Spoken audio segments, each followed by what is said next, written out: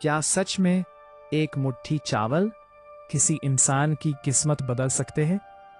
क्या सच में भगवान को खरीदा जा सकता है? और अगर हां, तो कैसे एक निर्धन ब्राह्मण ने बिना धन, बिना वैभव, सिर्फ प्रेम से स्वयं भगवान श्री कृष्ण को अपना बना लिया? आज की यह कथा सिर्फ कहानी नहीं है, यह है दोस्ती, भक्ति और सच्चे प्रेम की ऐसी शक्ति जो आपकी जिंदगी भी बदल सकती है। तो चलिए, इस अक्षय तृतीया के पावन दिन पर हम प्रवेश करते हैं एक ऐसी कथा में जो दिल को छू जाएगी और आत्मा को जगा देगी। कथा आरंभ समय बहुत पुराना था, जब पृथ्वी पर अधर्म बढ़ चुका था और अत्याचार अपने चरम पर था। मथुरा नगरी में कंस का आतंक छाया हुआ था, लेकिन धर्म की रक्षा के लिए स्वयं भगवान ने अवतार लिया और वही बालक आगे चलकर बने द्वारिका के स्वामी भगवान श्री कृष्ण।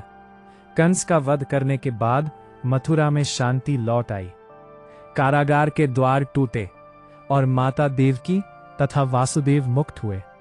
उग्रसेन को पुनः राजगद्दी मिली और राज्य में फिर से धर्म की स्थापना हुई।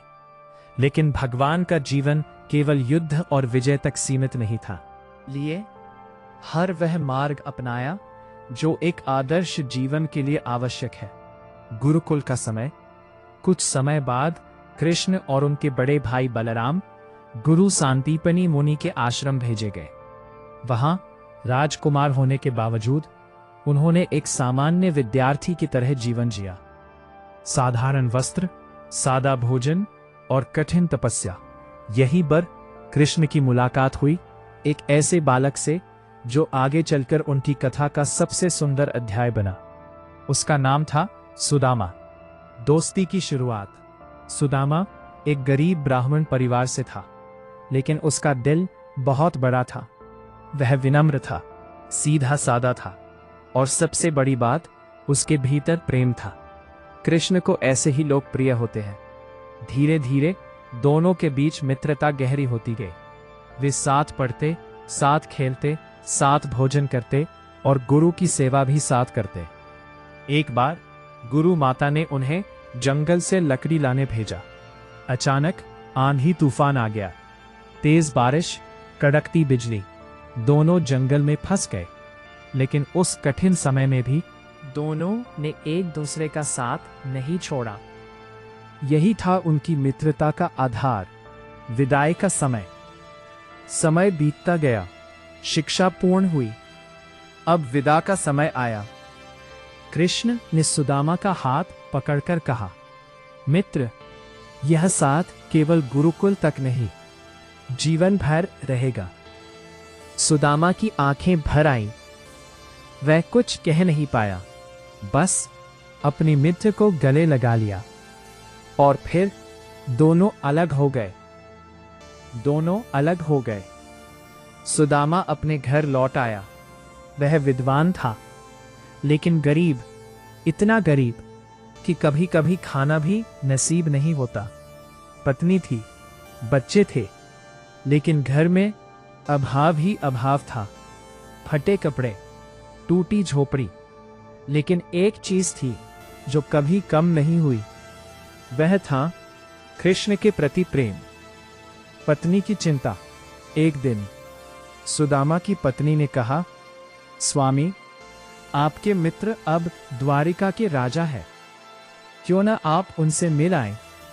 सुदामा मुस्कुराया, मैं मित्र से कुछ मांगने जाऊं?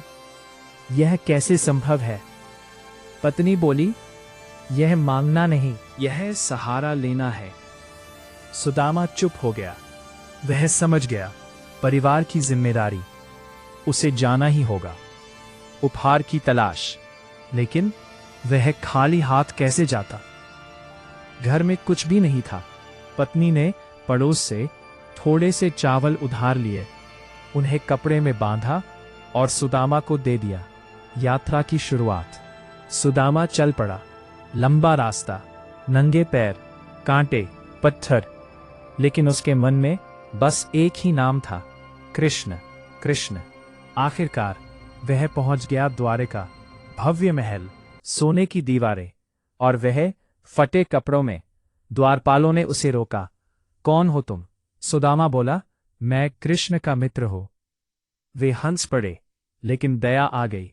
जैसे ही कृष्ण ने सुना सुदामा आया है, वे दौड़ पड़े, नंगे पैर, आंखों में आंसू।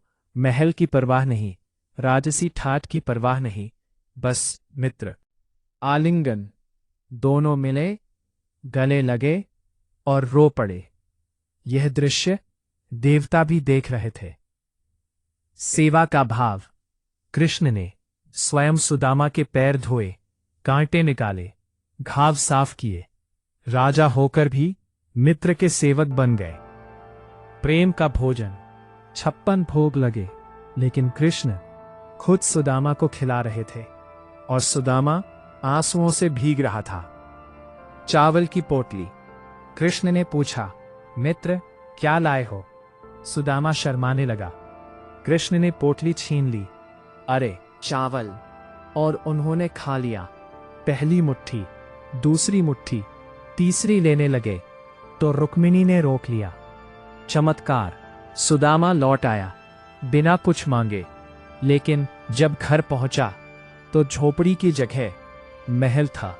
पत्नी देवी जैसी, सब बदल चुका था। सच्चाई सुदामा समझ गया। ये सब कृष्ण का प्रेम है। संदेश इस कथा का सार: भगवान को धन नहीं, भाव चाहिए। एक मुट्ठी चावल नहीं, एक सच्चा दिल चाहिए। अंत मंत्र: हरे कृष्ण कृष्ण कृष्ण हरे हरे, हरे राम राम राम हरे हरे।